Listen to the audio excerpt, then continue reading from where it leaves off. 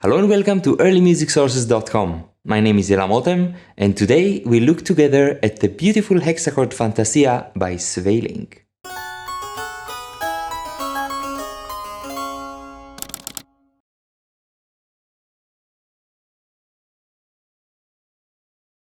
If you watched our episode about solmization, you know that many pieces in the 16th century were composed based on simple combinations of solmization syllables.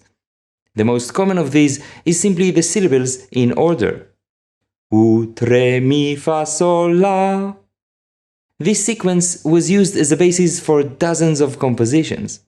In this episode, we will examine and listen to Jan Pieterszoon Sweelinck's version of it, a piece that combines genius and elegance. Let's see. The use of hexachord syllables as a thematic basis for compositions is first found in vocal pieces. An early example is Antoine Brumel's Mass from the beginning of the 16th century. Later examples can be seen in masses by Morales and Palestrina. Towards the end of the century, we start seeing the phenomenon more and more in keyboard compositions. And since the material itself is rather simple, it became an opportunity for composers to show off their contrapuntal skills and creativity. Each composer went about it in a different way. The English composer John Bull, for example, wrote several hexachord-based pieces. While in one he uses the hexachord as a repeated cantus firmus in the top voice, in another he transposes the hexachord freely in all the voices, and touches notes that are considered outside of the Renaissance arsenal of notes. Sweelinck doesn't do any such fancy tricks. Instead, his version is beautifully simple. He uses the ascending and descending of the hexachord as his subject. Since the piece is in a mode with a flat, the relevant hexachords are thus the natural one on C and the soft one on F. These two and their respective octaves are the only locations where Sweelinck renders the subject. If you need to refresh your memory concerning solmization and hexachords, do check out our episode about it. The general plan of the piece consists of gradually shortening or diminishing the note values of the subject. It starts with being generally in whole notes, then in half notes, then in quarter notes, and at the very end in eighth notes. You will hear a performance of this Fantasia by Johannes Keller on a beautiful copy of a Rucker's double with the original disposition. Although the piece was originally notated in intavolatura, for this occasion I made a 4-part score so it will be easier to follow the separate parts. The hexachord subjects will be marked in red, and the different local counter subjects will be marked in yellow. One of the special things about this piece is that it starts with a counter subject, while the main hexachord subject sneaks in unnoticed and slowly takes over the piece. Before we start, 3 more comments. 1. While the main subject can appear only on C or F, as we said, the counter subjects are treated freely. They can appear on different notes and their intervals and note values are subject to slight variations. 2. Ascending and descending hexachords may be found in places other than the subject, and may appear also on transposed hexachords. I marked some of them with black letters. 3. To some extent, this kind of analysis is interpretative, and it is always possible to argue whether some freely treated counter subject should be counted as a subject or just as free counterpoint. This is part of the beauty in such contrapuntal masterpieces. They have so much depth and can be seen in different ways. Enjoy!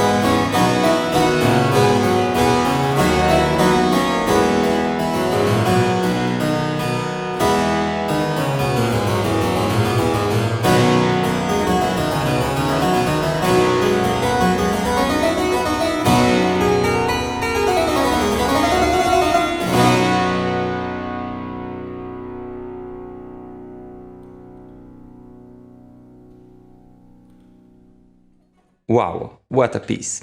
We hope you enjoyed it. Many thanks to Johannes Keller for his performance. Don't forget to check the special page on our website with all the footnotes and other extra information.